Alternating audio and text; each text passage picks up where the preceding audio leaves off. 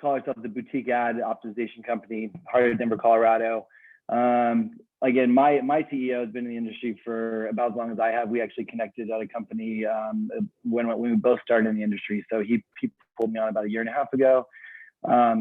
And as I'd mentioned, we've seen a ton of stuff as it's changed, with the invention of ads.txt, all the cookie syncing, the retargeting, the native ads, all that stuff. So I've been in this space for a long time. Our services, again, obviously, kind of in the display video, CTV campaigns. I think for most of people on the call here are going to be more interested in the display side of it. So we really focus on that supply path optimization, which I'll talk to you guys a little bit about. But essentially what's happening outside of a lot of people's direct sold is that they're either undervaluing their own inventory by overselling it, or they're actually not even getting the money they deserve, or they're not having the fill rate that they need to kind of fill in those gaps outside direct sold. So it's something that we can work on with publishers, not only through just providing more demand and more ads, but also through sort of analysis and strategic help with how the website's set up and how the backend set up. So it's one of the things that we've been working on quite a bit.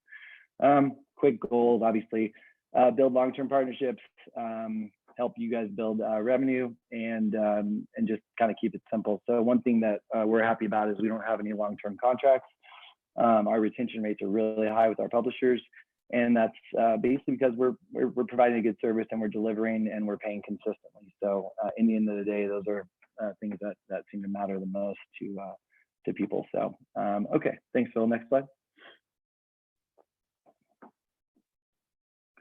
Right. So kind of what we were talking about a little bit, this graph is supposed to be insane as far as what it looks like. It's a cluster of what's happening. So there's, again, it shows about 7,000 different companies that work in the ad tech space that either aid publishers or advertisers. So those are either demand side platforms or supply side platforms, retargeting companies, SEOs, the kind of a whole mix there.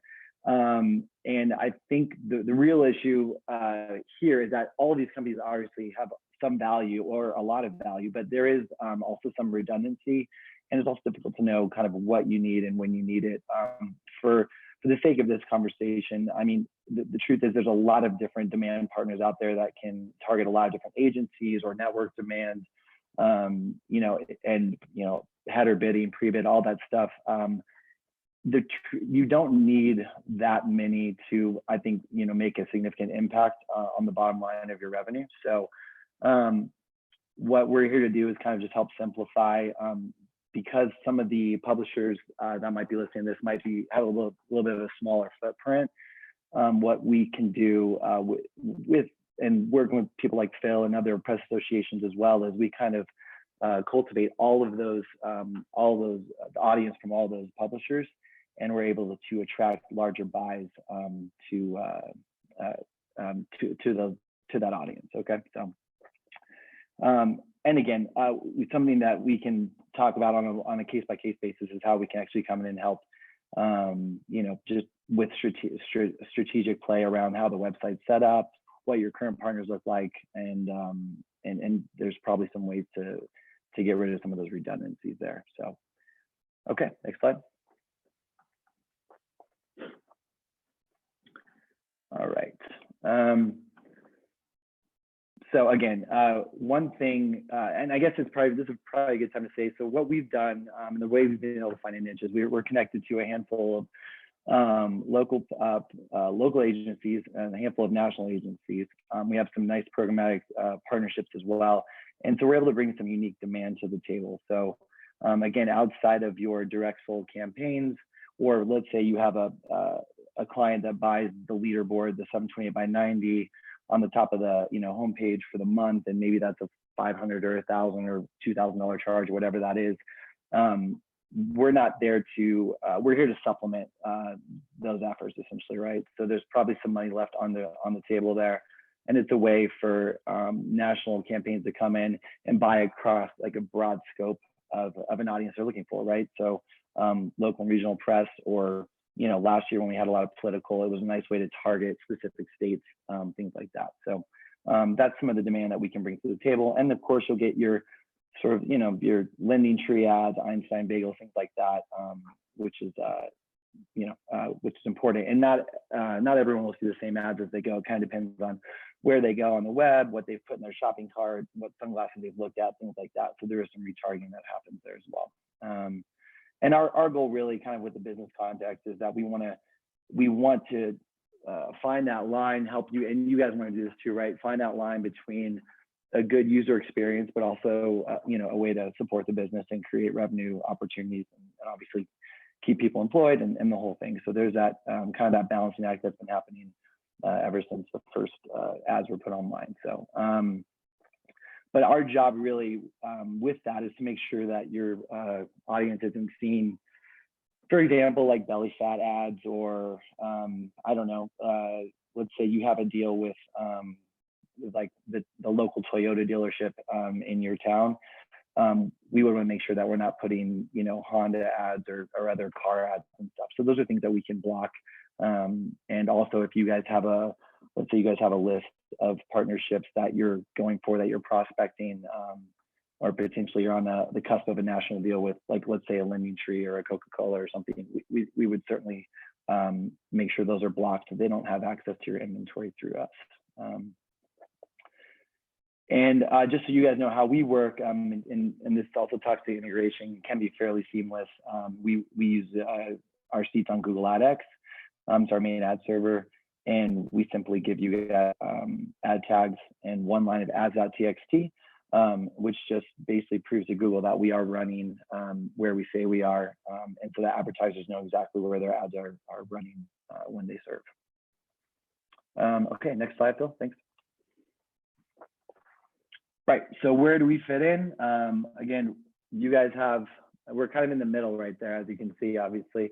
So we do have some large advertisers that we bring to the table. We do have some local advertisers that we bring to the table. And then we also have a nice mix of programmatic. For example, there are some ads from Google that if you don't have a seat in Google AdX, you don't have access to that. That's also where we filter and bring in our other campaigns that come through other agencies. But again, this would be a supplemental line of inventory, and it's supposed to work kind of hand in hand with what you're currently doing. And so we would never take away, again, we would never take away any of the opportunities that you're working hard on to drive those, those monthly subscriptions or those monthly leaderboards that you're selling currently. Okay, Phil, next slide, please. Okay, now I'll just kind of walk everyone through this. And again, this will obviously be available to you, and I'm happy to answer any questions via email and however else you guys want to get a hold of me after this. So what's nice about what we're doing too is if you do already have some other companies that are bidding on your inventory, bringing more advertisers to the table is always a good thing, right? So it's bringing some competition to the table, which is increasing bid tension there. So it's a lift in the overall rate for your ad space, because if you have, let's say, Google AdSense or another sort of just any other programmatic buyer in there, and they're constantly getting your traffic at or your audience at like $1 CPM, and we come in and now they're kind of competing. So we're kind of upping the ante slowly but surely over the course of the time. And it's all automated, and so based on algorithms, and it's truly that programmatic play. And so everybody wins that way, because even if that other partnership you guys have in your ad server wins, then they'll get the opportunity, and so we just fill when we can. This is kind of cool too. So monthly, we can send you guys a list of advertisers and industries that are bidding on your inventory. So if there's a need for some additional leads or some additional prospecting you want to do, we can let you know kind of what advertisers are being attracted to the audience that you have currently. And like I was just mentioning, a bit redundant here, but works well with the advertisers you're currently working with. We have extensive block lists. We block sensitive categories, all the things that you wouldn't want your publisher or your audience to see. Those are already blocked, and we can block specific ones. Again, if you have a deal with a higher education, college in your town, we can block other ones, things like that. So, and then of course, quick response times, dedicated support team, great retention with the publishers we've been working with. And that's why we appreciate these partnerships with people like Phil and Katie and the press associations, because it gives us an opportunity to pitch some nice inventory to the partners we're bringing to the table and the agencies we're working with. And it also gives you an opportunity to benefit from some of these larger ad campaigns that you might not have accessed on your own. Okay, Phil, next slide, thanks. This is something fairly new for us, and it kind of came out of just the organic need of some of the publishers who were that we've been working with, and just kind of as a demand partner. And they realized that they were, especially during last year, and there was some downsizing, depending on what the organization looked like. I'm sure you guys can all appreciate having to wear a lot of different hats just to make something run. And what's something that we've been able to do successfully is help publishers kind of flight their own direct campaigns as well. So let's say you do have someone that reaches out to the site directly and says, I want to see this many impressions a month. Here's my click-through rate I'm looking for, things like that. We can actually flight all of those campaigns, manage them, track performance, make sure it's hitting those KPIs, and then give you weekly reporting. And there's no minimum number that needs to be hit, but we charge $25 per campaign. So it's about the lowest in the industry from what I can see. And also there's, again, no long-term contracts here, but in addition to us coming in and helping fill some of those gaps between the direct sold and potentially your AdSense or your remnant inventory, we can come in and also help with the direct campaigns that you guys have as well. And again, that's $25 a campaign. So we have some publisher partners that we're working with that we get 4 or 6 a month, and it's no problem at all. We can knock those out. And again, a lot of transparency there to make sure that you guys are hitting the performance needed to keep those clients. So that is something that we kind of did a soft launch on a couple months ago, and it's been going really smoothly, and we're excited to offer that to the NC Press Association members as well. So there is that piece of the business as well. Okay, next slide. Thanks. This is just a quick chart here. This is this is a regional news site. I'm not struggling to remember which one this was, but they essentially were using just AdSense. And this just kind of shows what we've been able to do, not only to their fill rate, but also to their CPM. And it's you can see it's kind of steady up and to the right, except for that massive bump, which we had a direct buy that came in that month from an agency that wanted to target them specifically, so we were able to get a higher fill and obviously a higher CPM. But overall, we've been able to increase, as I said, about 106% over the first year of what they were making, and that's partially for be able to bring in better campaigns, a stronger mix of advertisers, higher fill rates, and also creating just the bid tension in general across their demand stack and the other advertisers they're working with. Okay, and next slide. Oh, sorry, Bill, this, I think we went one too far there, sorry.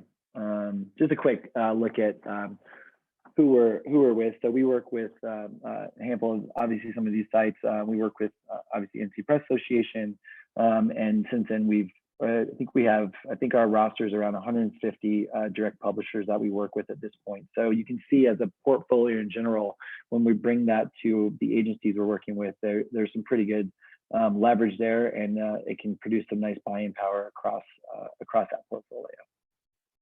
All right, thanks. So next one. And just quickly here, obviously we can spell this out more for those publishers who are interested, but the integration strategy is pretty simple. We'll send you guys a contract, establish a relationship, we pay net 30. You'll have access to daily reporting after the first day that the tags are live. From there, once we have the signed contract, you'll get an email from Google that just establishes what they call a child-parent relationship. So that way we're able to actually conduct business and bring advertisements to you through our seat on Google AdX. From there, it takes a couple days, get you guys tags. We work with you on customized block lists. We can work on CPM floor rate. So for example, if you want to bring us in, but you don't want any ads that are under $2, for example, or $2.50 or $1.50 or whatever that price point is, we can set hard floor rates there to make sure that we're not coming in lower than you'd like, right? So I think in this industry, if you're not positioned correctly with the right partners, it can be kind of a race to the bottom, because there's a lot of reselling that's happening to your inventory, potentially unbeknownst to you. So one thing that can be interesting if you are working with other partnerships is to take a look at your ads.txt and see just how many times, a certain company might be getting called. And if you see that it's happening a lot, then what that essentially means is that they're finding ways to pay less and less for your inventory. And so again, that's something we can analyze with you, take a look at, but also with us, you're only getting one line of ads.txt. So we're not going to be undervaluing or cutting short those profits that you could potentially be making. And then again, like I said, you'll get a login for daily stats, and then it's just an ongoing relationship at that point. We're checking in. We can go over our ideas, some thoughts, look at performance, and we have a lot of resources on our side, and we're happy to help. And we're looking for long-term relationships here, and I think our current retention rate speaks to that. So, all right, I believe next slide. Okay, so that's it. That's where we're at. Sorry about the trouble in the beginning there with the screen share on my side. Phil to the rescue, and I really appreciate that. But again, if you guys have any questions, that's my email. You can also find us at blueorchid.io. Devin Yeager, he's the CEO, and we're gonna be happy to help you guys walk through the first steps or just answer any questions you guys might have as you think about next steps here. Ryan, some questions have come up over the past years. We've started to work on some of these projects, and one thing we hear a lot is how this works with an existing system that's already set up, especially for corporate owned, which we have a few throughout the state. So if they're already taking in some ads, does this compete with what they've got? Does this complement it? How does that all work? Yeah, it's a great question. So there is one thing that I should make note. I know that for example, Town News, which is Elite Publications, they work very closely and manage a lot of local and regional news sites. So if you are in a contract with Town News, it's something that we are actually in talks with them right now as far as a broader partnership. So in those situations, we would work directly with Town News and supply our ads through them, since they are controlling sort of the back end there with everything. So that's a great question. As far as with other partnerships or ad servers, we can pretty much work with anybody. And again, this isn't you want the best ad to win as far as the revenue it can bring in. So typically, unless it's a really kind of funky setup, we can work with it, and we're happy to look at that case by case. But it shouldn't be any issues. It's just basic ad tags that you'll be plugging in, or you can put them kind of directly. You can hard code them on the site, right? So if you're not working with very many other partnerships, then we can take the lion's share of everything. And again, anybody feel free to drop a question in the chat. We'll ask that. For one of the first slides was all these 7,000 ways that different ads are coming in or being delivered. For community papers that might not have a lot of traffic, how is someone like that go to just be found and get some of this traffic and some of these ads if they're not part of a larger network? Or is that the only way? No, well, I mean, I think you're up for. I mean, it's an uphill battle. I think a little bit with some of these larger, first to attract some of these larger campaigns in that scenario. But a lot of these companies are helping with multiple different facets of the website, and like if for some of them are doing newsletter publications and newsletter advertising, which is something that we don't do. So I'm not, there's a lot of amazing companies out there. I think when you're talking specifically about trying to attract national campaigns or higher paying campaigns, it's easier to be kind of grouped in with other sort of that vertical of local and regional news or lifestyle or culture or cooking or whatever the vertical is. And that's a lot of ways that they're buying that way. They're also buying off potential different geos. So there can be national buys that come in that way as well. But it is important to be linked up to a company that can bring that traffic to them so that they can target it that way. Okay. I think we've closely monitored the trends with print and digital advertising, but are there certain verticals that you've seen some growing trends in, different ad categories on the digital side that some of our members should be paying close attention to?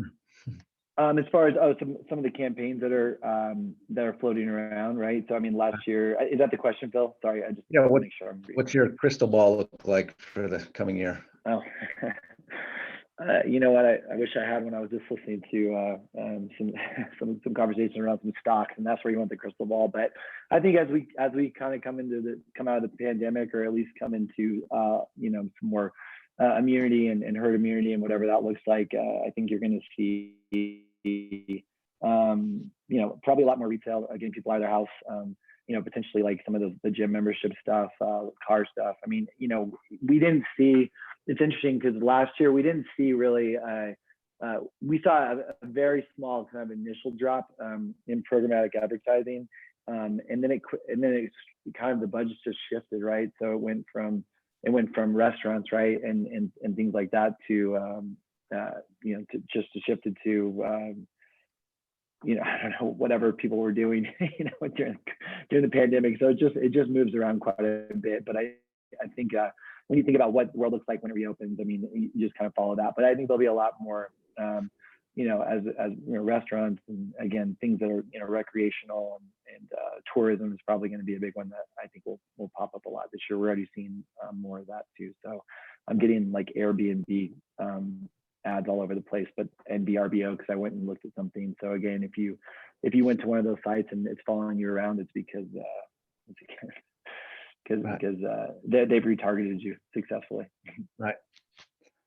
Well, I would say over the last year, as we've started to learn a little bit more about ad exchanges and these opportunities, it's, when you first start to get into it, especially all that's going on for our newspaper members, things, you look at it and think it's a lot to take on. Might not have the staff to do all of this, but really once it's set up and those tags are done, it's sort of a set it and forget it. So yeah, that's true. I think it's a good point. I mean, our job is to make this as streamlined as possible for you, help you through the initial setups. We can even walk you through, placing ads.txt on the page, anything that you need to kind of get started. And again, you're in control. Once you get the tags from us, you can try it for a couple of weeks or whatever, a month. And then if it's not working for you or whatever, then you just take the tags down and, we pay out net 30. And again, that it is fairly seamless. The only snag I said is if you're working directly with Town News, TBD on that, but I think we'll be able to work through them to attract that audience as well, or to get our campaigns on your site. Okay. Well, good. Thanks again, Brian, for walking us through all that. We'll have a presentation and this session all recorded and online. I'm sure you'll see some more information about some of these networks that we partnered with, and we'll bring to the membership a way to increase some of that digital advertising. So I don't see any other questions in the chat. So Phil, just make sure you get the when you record it, make sure you get that bumbling in the beginning where I can't get my screen share. So. Yeah, that's one good thing about the virtual. We're able to edit, which I've had perfect, cool. A few times already today. So.